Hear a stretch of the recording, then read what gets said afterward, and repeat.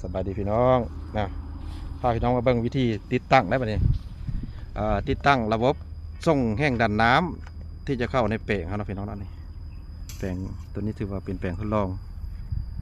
ในการปลูกหมักน็อตแต่ว่ามันก็แปลงว่าใหญ่บัดดอกประมาณ400-500 เฮกตาร์นี่แหละที่ว่าจะทดลองในวันนี้ทดลองนั้นอาจารย์ให้อันนี้ก็โป้มันสิบพันเงินก็พอไปเมื่อละคลิปคุณ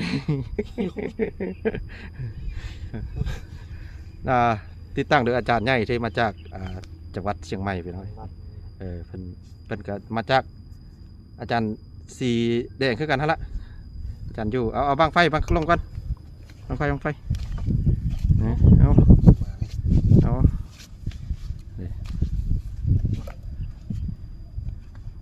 อาบ่อต่อตัวนั้นก็บ่รู้พี่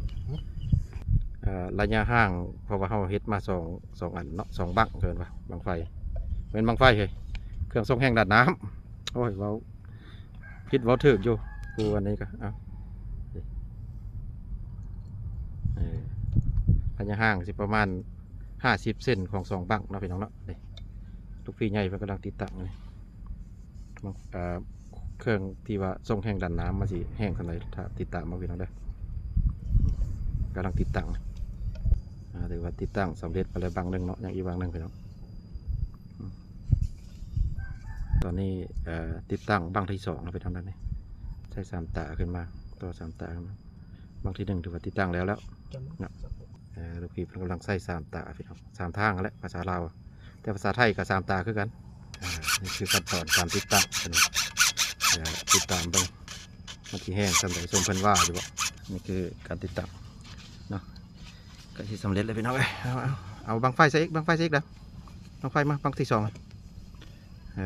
เอามาครับมาไปปิ้นก้นสตะคลิปกูตัวมันกันนี่